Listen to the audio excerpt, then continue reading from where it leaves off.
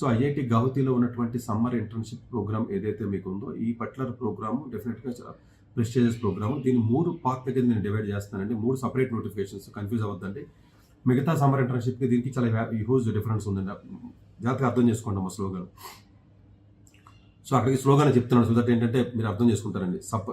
Civil engineering ఒకటి, electrical engineering ఒకటి, data science department ఒకటి, కంప్యూటర్ సైన్స్ డిపార్ట్మెంట్ ఈ సంవత్సరం ఆఫర్ చేయట్లేదు. జాగ్రత్తగా వినండి. దేని అప్లికేషన్ దానికే. సివిల్ ఇంజనీరింగ్ డిపార్ట్మెంట్ అప్లికేషన్ వేరు, అంటే అన్ని కలిపి టైం సరిపోదు కాబట్టి అన్ని కలిపి ఒకే వీడియోలో చెప్పేస్తున్నాను. Data science Mehta school of data science ఏదైతే ఉంటుందో అది సపరేట్ ఉంటుంది. అట్లాగే ఎలక్ట్రికల్ ఇంజనీరింగ్ డిపార్ట్మెంట్ సపరేట్ ఉంటుంది. అట్లాగే ఎలక్ట్రికల్ ఇంజనీరింగ్ డిపార్ట్మెంట్లో ఇంటర్న్షిప్ మీరు అప్లై చేయాలి అని మీరు అనుకున్నట్లయితే అది ఎలక్ట్రికల్ చదవాలని లేదు. ఎలక్ట్రికల్ రిలేటెడ్ అన్ని కూడా చాలా క్లియర్గా ఇవ్వడం జరిగింది వాళ్ళు. So electrical, electronics, electrical and electrical engineering, instrumentation, ఆ కాంబినేషన్లో ఉన్నటువంటి ప్రతి బ్రాంచ్ పెట్టారు, ప్లస్ అదర్స్ అని చెప్పి ఒకటి ఇవ్వడం జరిగిందండి.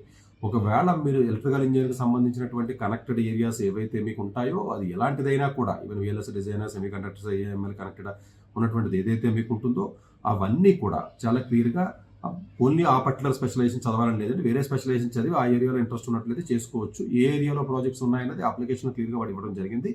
మీకు ఫ్యాకల్టీ నేమ్స్ అవి ఇవ్వడం జరిగింది. ఎలక్ట్రికల్ ఇంజనీరింగ్ గురించి ఫస్ట్ చెప్తున్నాను, తర్వాత సివిల్ ఇంజనీరింగ్, తర్వాత డేటా సైన్స్ చెప్తాను. ఈ ఎలక్ట్రికల్ ఇంజనీరింగ్ సంబంధించినటువంటి ఫ్యాకల్టీ డిపార్ట్మెంట్ ప్రొఫైల్స్ మీరు చూసుకుని మీ ఏరియా ఇంట్రెస్ట్ ఉందో ఆ ఏరియా ఫ్యాకల్టీ నేమ్స్ అందులో మీరు మ్యాక్సిమం చేసుకోవచ్చు. ఎలక్ట్రికల్ ఇంజనీరింగ్ సంబంధించినటువంటిది ఏదైతే ఉంటుందో ఇది 25th మార్చి మనకి డెడ్ లైన్. 25th కల్లా మీరు వెళ్ళిపోవాలి. లెటర్ ఆఫ్ రికమెండేషన్స్ కానివ్వండి, అప్లికేషన్ కానీ ఇదంతా కూడా అయిపోవాలి. సో దీంట్లో జీపీఏ రిస్ట్రిక్షన్ కానీ ఇంకోటి లేదు. ఇది బీటెక్ స్టూడెంట్స్తో పాటు ఎంటెక్ స్టూడెంట్స్ లేదా పిహెచ్డీ స్టూడెంట్స్ కూడా అప్లై చేయొచ్చు అంటే అప్లై చేయొచ్చు. సో బీటెక్ ఉన్న స్టూడెంట్స్తో పాటు మిగతా కూడా అప్లై చేయొచ్చు. ఎంటెక్, ఎంఎస్సీ అంటే ఫస్ట్ ఇయర్ కూడా అప్లై చేయొచ్చు. Even PhD first year complete అయిన స్టూడెంట్స్ కూడా అప్లై చేయొచ్చు. అట్లాగే సివిల్ ఇంజనీరింగ్ సంబంధించి సెకండ్ పార్ట్, సివిల్ ఇంజనీరింగ్ సంబంధించినటువంటిది ఏదైతే మీకు ఉందో, సివిల్ ఇంజనీరింగ్ సంబంధించి దీంట్లో మొన్న వచ్చిన స్మాల్ ట్రిక్ ఏంటంటే, మిగతా దానికి దీనికి ఉన్న డిఫరెన్స్ ఏంటంటే, ఫస్ట్ స్టూడెంట్స్ ఆ ఫ్యాకల్టీ మెయిల్ ఐడీలు తీసుకుని వెబ్సైట్లోకి వెళ్ళి ఫ్యాకల్టీ ప్రొఫైల్స్ అవన్నీ మెయిల్ ఐడీస్ తీసుకుని వాళ్ళకి మెయిల్ పెట్టి సూపర్వైజర్ ఓకే అని చెప్పిన తర్వాత అప్పుడు అప్లికేషన్ మీరు పెట్టాలి. సో అది క్లియర్ కట్గా ఉండాలి. సూపర్వైజర్తో పాటుగా సూపర్వైజర్ ఎవరైతే ఉన్నారో సూపర్వైజర్తో పాటుగా అది పెట్టవలసి ఉంటుంది. అప్లికేషన్ 2 months ఇంటర్న్షిప్ అండి. మే 10వ తారీఖు నుంచి జూలై వరకు ఉంటుందండి. జూలై ఆల్మోస్ట్ 14-15వ తారీఖు వరకు ఉంటుంది. 2 months ఇంటర్న్షిప్ వాళ్ళు చెప్పడం జరిగింది మనకి.